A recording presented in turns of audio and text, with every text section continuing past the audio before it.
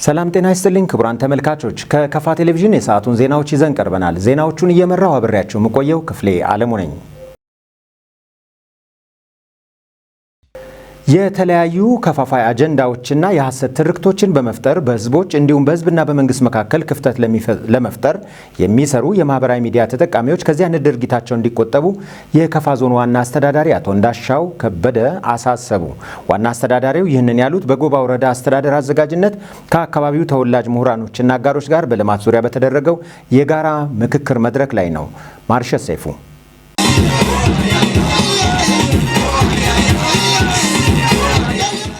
የጎባ ወረዳን በጋራ ማልማት በሚቻልበት ጉዳዮች ዙሪያ ከተለያዩ የማህበረሰብ ክፍሎች ጋር በተደረገው በዚህ ውይይት ወቅት የመክፈቻ ንግግር ያደረጉት የወረዳው ዋና አስተዳዳሪ አቶ ታረቀኝ ታደሰ በንግግራቸው እንዳነሱት ወረዳው የብዙ እምቅ ሀብቶች ባለቤት በመሆኑ ለተለያዩ ልማታዊ እንቅስቃሴ ወሳኝ ነው ብሏል። በቆዳ ስፋቱ 201,321.23 ሄክታር በመያዝ ባልሳሳት በከፋ ዞን ውስጥ በቆዳ ስፋት የመጀመሪያ እና ትልቅ ወረዳ እንዲሁም ሰፊ የህዝብ ቁጥር ከፍተኛ የመልማት አቅም ያለው ትልቅ ወረዳ ነው። የወረዳችን የአየር ንብረት ቅድም የመድረክ አስተዋዋቂው እንደተናገረው ሶስቱንም የአየር ንብረቶች የያዘ ለሁሉም ሰብል አይነቶች፣ ቅመማ ቅመሞች፣ ፍራፍሬዎች፣ ለእንስሳት እርባታ፣ ለማደለብና ለማሞከት ምቹና ተስማሚ ከመሆኑም ባሻገር ታታሪና ንቁ ሰርቶ በማደርና በመለወጥ ባህል የሚያምኑ ህዝቦችና አልሚ ትኩስ የወጣት ኃይል ያሉባት ቢሆንም ወረዳው ካለው የሰፊ ፖቴንሻል አንጻር እስካሁን ያለማ መሆኑ የማይካድ ሀቅ ነው። እነዚህ የተጀመሩ ተግባራትን አጠናክሮ ለመቀጠል የአመለካከትና የተግባር አንድነት፣ መቀናጀትና መደጋገፍ፣ መመካከርና ችግሮቻችንን በጋራ ተነጋግሮ እየፈቱ ለህዝባችን ተጠቃሚነት ቅድሚያ ሰጥቶ መስራት ሲጠበቅብን ሰንካላ ሰበብና ጎታች አስተሳሰቦችን በማራመድ ጎሰኝነት፣ አካባቢያዊነት፣ ሃይማኖታዊ መቻቻል ማነስ፣ የእርስ በርስ መጠላለፍና መጠፋፋት ብቅ ጥልቅ እያለ ከመምጣቱም አልፎ ጥላቻ፣ ቂምና ቁርሾ እየተባባሰ ይገኛል። ለአብነት ከወረዳ እስከ ፌዴራል መዋቅር ውስጥ የሚሰሩ አመራርና ባለሙያዎቻችን ላይ የሐሰተኛ መረጃ በማሰራጨት ስማቸውን ማጠልሸትና ጎትቶ ለማውረድ መጣር፣ የፌክ አካውንት በመክፈት እርስ በርስ መተረማመስ ጎልቶ ይታያል። በመድረኩ ተገኝተው ንግግር ያደረጉት የከፋ ዞን ዋና አስተዳዳሪ አቶ እንዳሻው ከበደ እንዳነሱት ወረዳውን ማልማት የሁላችን ኃላፊነት በመሆኑ በትብብር መንፈስ መንቀሳቀስ አለብን ነው ያሉት። ዋና አስተዳዳሪው በንግግራቸው የተለያዩ ከፋፋይ አጀንዳዎችና የሐሰት ትርክቶችን በመፍጠር ህዝብና ህዝብ መካከል እንዲሁም በህዝብና መንግስት መካከል ክፍተት ለመፍጠር የሚተጉ የማህበራዊ ሚዲያ ተጠቃሚዎች ከዚህ አይነት ድርጊታቸው እንዲቆጠቡና ለአካባቢው እድገትና ለውጥ በጋራ መትጋት አለብን ነው ያሉት። በብሔረሰብ ደረጃ ሶስቱ ብቻ ሳይሆኑ ኔሊት ብሔረሰብም አለ እዚህ ማለት ነው። ስለዚህ የህብረተሰባችን አካል ስለሆነ በጋራ አድርገን የምናስበው የምንይዘው ይሆናል ማለት ነው። ከአካባቢው እምቅ አቅም አንጻር ያው ዛሬ አይደለም ከድሮ ጀምሮ ተመርቋል እንደተባለ ያው ምርቃቱን የምናየው በተፈጥሮ ሀብቱ ነው፣ ባለው መሬት ነው። የአየሩ ሁኔታ ጥሩ ከሆነ የፈጣሪ ስራ ከዚህ በላይ አይሆንም ማለት ነው። ፈጣሪ የሚሰጠን ይሄ ነው። ከዚህ ውጭ ያለው የኛ ነው የሚሆነው ማለት ነው። እኛ በምናስተካክለው መሰረት የሚስተካከል፣ እኛ በምናበላሸው መሰረት የሚበላሽ ይሆናል። ዛሬም ቢሆን የወረዳውን አዲሱን አስተባባሪ እጅግ በጣም አድርገን እናመሰግናለን። የተለያዩ አካላት እዚህ ተወላጅ የሆኑ የተማሩ በተለያየ ስራ ኃላፊነት ያሉ በተለያየ የስራ መስክ የተሰማሩ አካላት ጎባ ላይ መጥተው በጋራ መወያየት የሚችልበት መድረክ ቢመቻች ለቀጣይ ህይወታችን አካባቢውን ለማሳደግ ለምናደርገው ምኞት ትልቅ ጠቀሜታ አለው በሚል ነው እኛንም እናንተንም የጋበዘውና ትልቅ ምስጋና ብታቀርቡ። መነቋቆር የሚገኝ ነገር የለም፣ ከመጠፋፋት የሚገኝ ነገር የለም። ያው ስንጠፋፋ እርስ በርስ ነው አብረን የምንጠፋፋው። አንዳንድ ፖለቲከኞች ለፖለቲካ ፍጆታ ስሉ እርስ በርስ ልንጋጭ የሚችልበት ሁኔታ እንዲኖር አጀንዳ ይቀርጻል። ያልጠፋ ነገር ጠፍቷል ይላሉ፣ ያልተበላ ነገር ተበልቷል ይላሉ። እገሌ እንዲያርጓል፣ እገሌ በዛ ወጥቷል፣ እገሌ በዚህ ወጥቷል በሚል ስሜታችንን የሚኮረኩሩ አጀንዳዎችን በመስጠት ልንጋጭ የሚችልበት ሁኔታ እንዲኖር ያደርጋሉ ማለት ነው።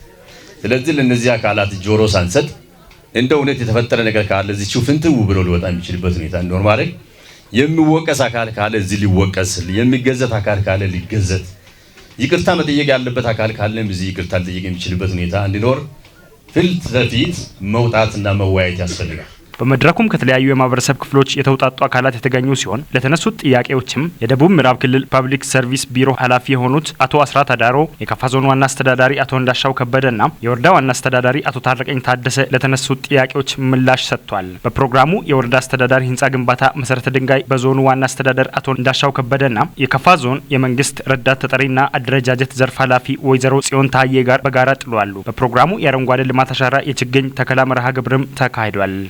የቦንጋ ከተማ አስተዳደር ሴቶች፣ ህጻናት፣ ወጣቶችና ማህበራዊ ጉዳይ ጽህፈት ቤት የሴቶች ተጠቃሚነት ላይ ትኩረት ሰጥቶ እየሰራ መሆኑን አስታወቀ።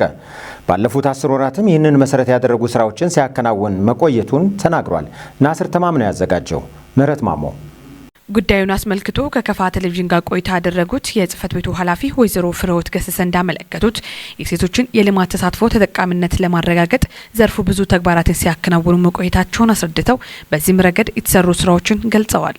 የሴቶችን ተጠቃሚነት ለማረጋገጥ ያው ከባለድርሻ አካላት ጋር እየሰራን ያለነው ስራ በዋነኝነት ባለድርሻ አካላት የምንለው ሁሉም በመንግስት ተቋም ደረጃ የሴቶችን ተጠቃሚነት ሴቶች ላይ የሚሰሯቸው ስራዎች እቅድ አካላቸው ነው። ያን እቅድ መሰረት በማድረግ ሴቶች ላይ ወርዶ መስራት የሚችሉትን ስራዎችን አብረን በጋራ እየተናበብን የምናስኬድበት ስራዎች አሉ። ተቋሙ በራሱ ይዞ የሚሰራው ስራ አለ። እንዲሁም ደግሞ በዚህኛው ተቋም ይሄ ተይዞ መሰራት አለበት የምንለውን ደግሞ እኛም እንደ ተቋም በጎንዮሽ ከተቋማት ጋር እየተናበብን ተጠቃሚነታቸውን የምናረጋግጥበት ሂደት አለ። ኃላፊው አክለው የሴቶችን ተጠቃሚነት እውን እንዲሆን የሁሉም ባለድርሻን ተሳትፎ ይጠይቃል ካሉም በኋላም ባለፉት 9 ወራት ይህንኑ ታሳቢ ያደረጉ ተግባራት ሲፈጽሙ መቆየታቸውንም አስረድተዋል። ተቋሙ በራሱ ይዞ የሚሰራው ስራ አለ። እንዲሁም ደግሞ በዚህኛው ተቋም ይሄ ተይዞ መሰራት አለበት የምንለውን ደግሞ እኛም እንደ ተቋም በጎንዮሽ ከተቋማት ጋር እየተናበብን ተጠቃሚነታቸውን የምናረጋግጥበት ሂደት አለ። አሁን የተጀመሩ ስራዎች ተጠናክሮ እንዲቀጥሉም ቀጣይ የተቀመጡ አቅጣጫዎችንም ኃላፊው አብራርተዋል።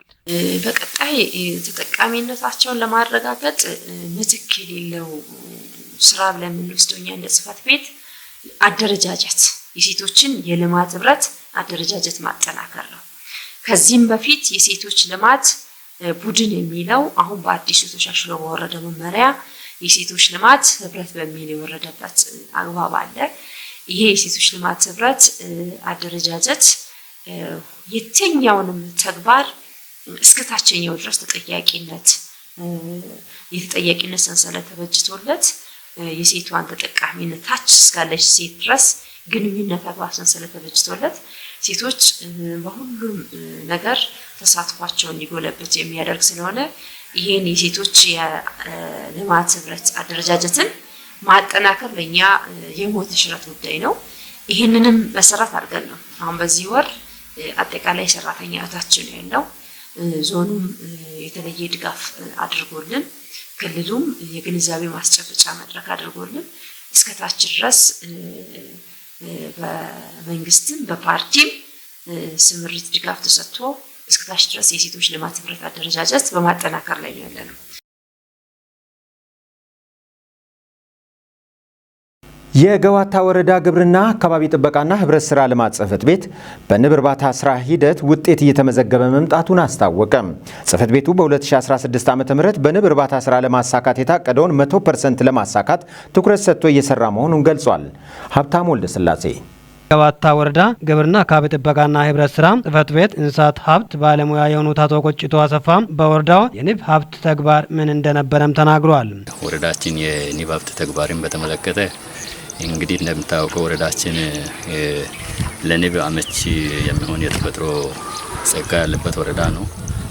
የተለያዩ ለንብ የሚሆን አበባዎች ያለበት፣ ውሃ ያለበት፣ የመሬት አቀማመጡ ምቹ የሆነበት ወረዳ ነው። ከዚህ አንጻር ሁሉም የወረዳችን ቀበሌዎች ላይ የንብ ተግባር ይሰራል ማለት ነው። ከዚህ የተነሳ ባህላዊ ወይም የተለምዶ የንብ ማነብ ተግባርን በማስቀረት አሁን ወደ ዘመናዊ እያመጣን ያለንበት ሁኔታ አለ። በወረዳ ላይ የንብ ማነብ ስራን ለማሳለጥ መንግስታዊ ያልሆኑ ድርጅቶች ከፍተኛ እገዛ እያደረጉ ነው ያሉት በንብ ማነብ ስራ ወረዳው ውጤታማ እንደሆነም ተናግረዋል። ደጋፊ መንግስታዊ ያልሆኑ ድርጅቶች ቀፎን እያቀረቡ ማር ማጣሪያን የንብ ማንቢያ ቁሳቁሶችን እያቀረቡ ያሉበት ሁኔታ ነው ያለው። ለምሳሌ ሲያረፈል የሚባል ድርጅት የሬድ ፕላስም ሞየሽም አሁን ወጣቶችንም አናቢ አርሶ አደሮችንም እየደገፉ ያለበት ሁኔታ ነው ያለው። ከዚህ የተነሳ የቁሳቁስ ችግሮች እየተቀረፉ ነው ያሉት። ወጣቶቻችንንም ሞየሽ የሚባል ድርጅት 325 ወንድና 675 ሴትን በማደራጀት አሁን ቀፎንም ቁሳቁስንም እየሰጠ ወጣቶችም እየሰሩ ጥሩ ደረጃ ላይ ያሉበት ነገር ነው ያለው። የወረዳው ግብርናና አካባቢ ጥበቃ ህብረት ስራ ጽሕፈት ኃላፊ የሆኑት አቶ ቱቱ ዴቲዮ ግብርና ሀገር እድገትና ሉዓላዊነት ከፍተኛ ሚና ያለው መሆኑና አንድ ሀገር ጠንካራ ሀገር ለመሆን ሁሉም አካላት የድርሻውን መወጣት አለበት ያሉት ኃላፊው እንደ ገባታ ወረዳ በንብ ውጤቶች ላይ የተሰሩ ያሉ ስራዎችንም ተናግሯል። መንግስት የማስቀመጠው አቅጣጫ የሌማት ትሩፋትን እውነት ይሁን ለማድረግ ከፍተኛ እንቅስቃሴ እያደረግን ያለበት ሁኔታ ነው ያለ። እነዚህም በንብ፣ በወተት፣ በዶሮ፣ በአሳ ከፍተኛ እቅድ በማቀድ እየተንቀሳቀስን ያለንበት ሁኔታ ነው ያለ። ገባታ ወረዳ በንብ ማነብ ስራ የተሻለ ውጤት እያስመዘገበ እንዳለም ተናግሯል። በንብ ስንመለከት በ5.10 ቶን ማር እናመርታለን ብለን ከፍተኛ እንቅስቃሴ አድርገናል።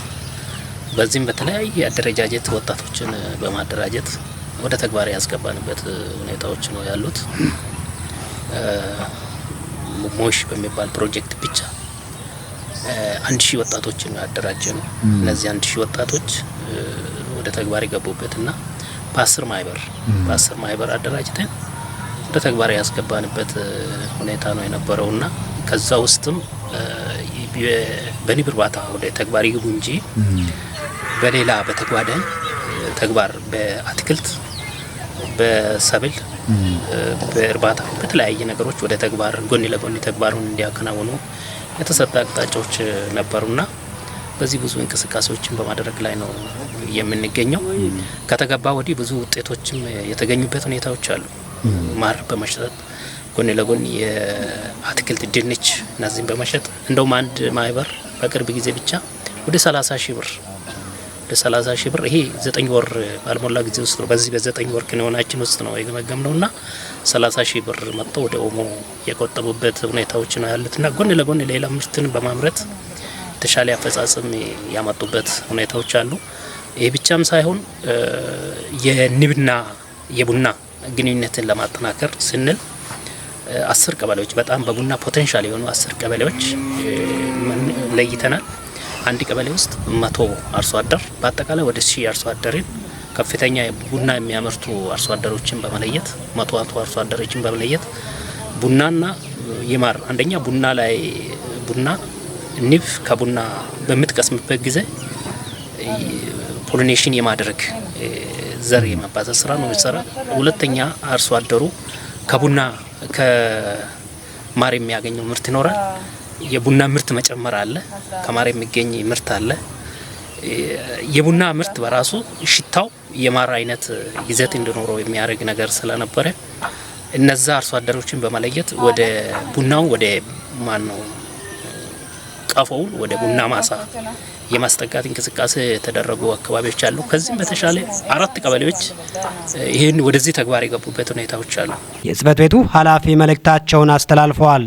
ያስቀመጠ አቅጣጫ አርሶ አደራችን ሆኑ ወጣቶቻችን ራሳቸውን በዛ አቅጣጫ ውስጥ ቢንቀሳቀሱ የባለሙያን ምክር ሀሳብ ወጣቶቻችን ቢሰሙ ራሳቸውን በስራ ቢጠምዱ የተቀመጠውን አቅጣጫ ከተከተሉ ውጤታማ እንደሚሆኑ ውጤታማ የሆኑ ወጣቶችንም ስላገኘን ውጤታማ መሆን የሚችሉበት ሁኔታዎች ስላሉ ጠንክሮ የመንግስትን አቅጣጫ መከተል የባለሙያ ምክር ሀሳብን መቀበልና ውጤቱን በየጊዜ እየተገመገመ ውጤታማ እንዲሆን የሚል መልእክት ነው ያለኝ።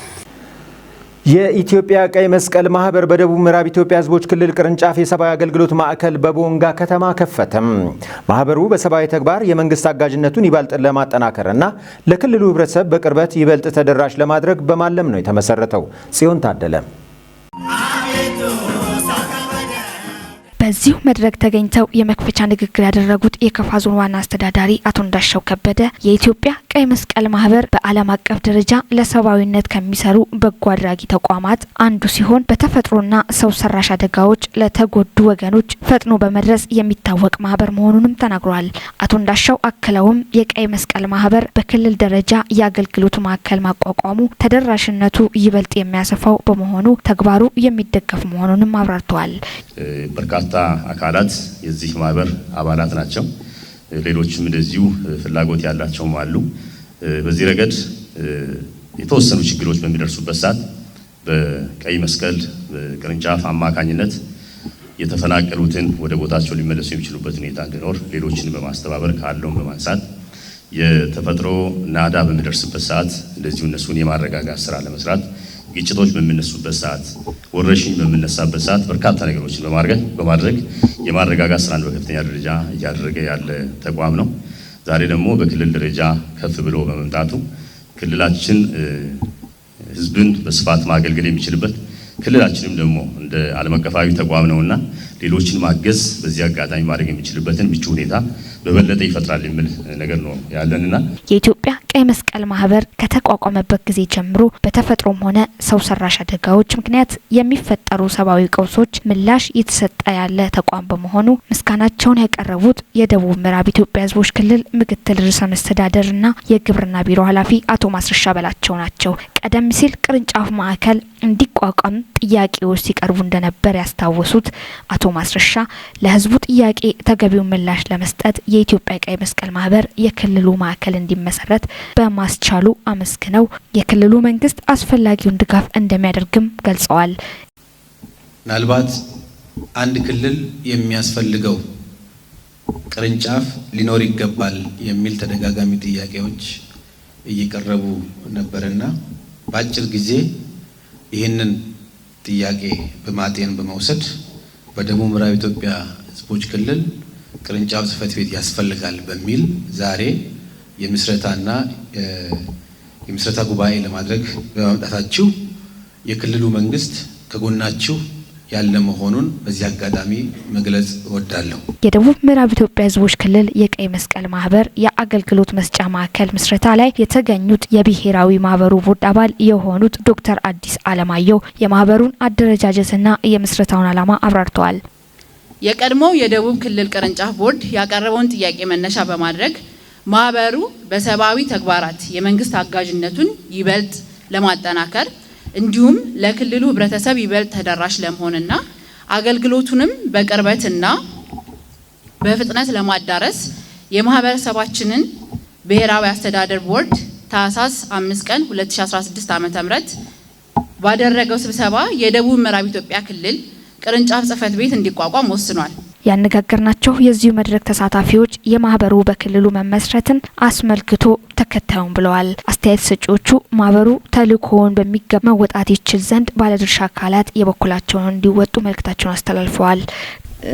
ከግለሰብ ጀምሮ እስከ ክልል ተቋማት እስከ ትላልቅ ድርጅቶች ነው የሚሆነውና እስከ የመንግስትም ትልቅ ድርሻ አለውና በነዚህ ደረጃ ያሉ አካላት በዚህ የቀይ መስቀል ማህበር ላይ ተሳትፈው ሰፊ ድርሻቸውን የመወጣትና የባለ ድርሻ አካላት ተሳትፎ ደግሞ ወሳኝ ነው። ምክንያቱም ቀይ መስቀል ከማህበረሰብ ሰብስቦ ለማህበረሰብ መልሶ ሰብአዊ አገልግሎት የሚሰጥ በመሆኑ ህብረተሰቡን ወይም የማህበረሰቡን የባለ ድርሻ አካላትን ቀና ትብብር የሚጠይቅ በመሆኑ እነዚህ አካላት ከመንግስት ጀምሮ ያሉ አካላት እስከ ግለሰብ ድረስ የራሳቸውን በጎ አገልግሎትና ድጋፍ ማድረግ ይጠበቅባቸዋል ብዬ አስባለሁ።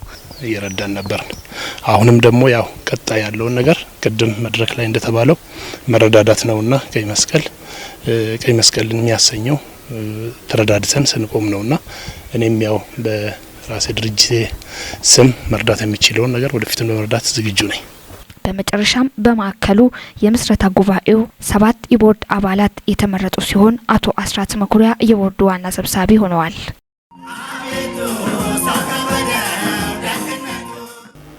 አደንዛዥ እጽና ዕለታዊ መጤ ልማዶች በታዳጊዎችና ወጣቶች ላይ ዘርፈ ብዙ ጉዳት እያደረሱ ነው ተባለም። ልማዶቹ በታዳጊዎችና ወጣቶች ስብዕና ላይ የሚያደርሱትን አሉታዊ ተጽዕኖ ለመከላከል የተሰሩ ስራዎች አፈጻጸም ባለድርሻ አካላት በተገኙበት ተገምግሟል። ዘገባው የአዲስ ሚዲያ ኔትወርክ ነው። ምህረት ማሞ በአፈጻጸም ግምገማ ላይ የሴቶችና ማህበራዊ ጉዳይ ሚኒስትር እርጎጌ ተስፋይም አደንዛዥና ዕለታዊ መጤ ልማዶች የወጣትነትን መንፈስ የሚቀማና እንደ ሀገርም አምራች ዜጋን ለማሳጣት ለክሳራ የሚዳርግ በመሆኑም ሁሉም ትኩረት ሰጥቶ ሊሰራ ይገባልን ብሏል። በሚኒስቴር መስሪያ ቤቱ ከሚያዝያ 2015 እስከ 2016 ዓ.ም በርካታ የፖሊሲና መመሪያ ማሻሻያዎችና ግንዛቤ ማስጨበጫ ስራዎች መሰራታቸውን ተናግረዋል። በራሳቸው ባህልና ታሪክ የሚኮሩ ወጣቶችን ለመፍጠር ትምህርት ቤቶች፣ ወላጆች፣ የሃይማኖት አባቶችና የሚመለከታቸው አካላት የድርሻቸውን ሊወጡ ይገባልን ብለዋል። የሴቶችና ማህበራዊ ጉዳይ ሚኒስቴር የወጣቶች ዘርፍ ሚኒስትር ዴኤታ ሙና አህመድ ባቀረቡት ሪፖርትም 12962 በላይ ሺሻ መጠቀሚያ እቃዎችና 70 ኪሎ ግራም የሚመዝን አደንዛዥ እጽ መወገዱንም ገልጸዋል። ሚኒስትር ዴኤታዋ በ738 የሺሻና ጫት ንግድ ቤቶች መዘጋታቸውንና በህገ ወጥ መንገድ ሲንቀሳቀሱ በነበሩ 3241 የስፖርት ውርርድ ቤቶች ላይ እርምጃ ተወስዷልን ብሏል። ክቡራን ተመልካቾች ከከፋ ቴሌቪዥን ለሰዓቱ ያዘጋጀናቸው ዜናዎች የእስካሁኖቹ ነበሩ። ቀሪ የጣቢያችን መሰናዶዎች ይቀጥላሉ። በእኔ በኩል ሰላም።